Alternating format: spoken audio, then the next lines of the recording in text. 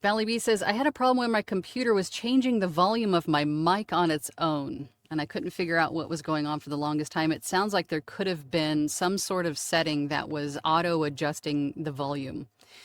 A lot of times, especially with a lot of these new microphones that we don't get instructions for, you have to like scan a QR code to download the manual, and who's got time to read through the manual, right? A lot of these new microphones are created and targeting podcasters because podcasting is huge right now, right? Not voice actors, podcasters.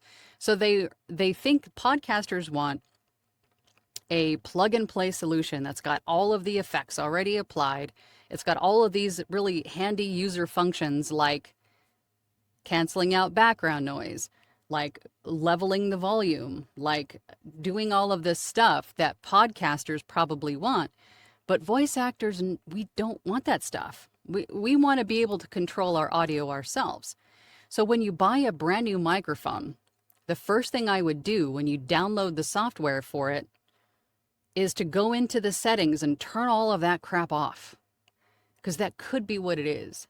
And more, with all of the mentees that I work with, that's usually an issue. It has something to do with the setting in the microphone that they chose because it was created for podcasters and it had all of this extra crap that was already activated on the microphone that is no use to us. It just hinders us more. So that's what I would do. If you have a brand new microphone, go in there and look in the software and the settings and turn all of that stuff off.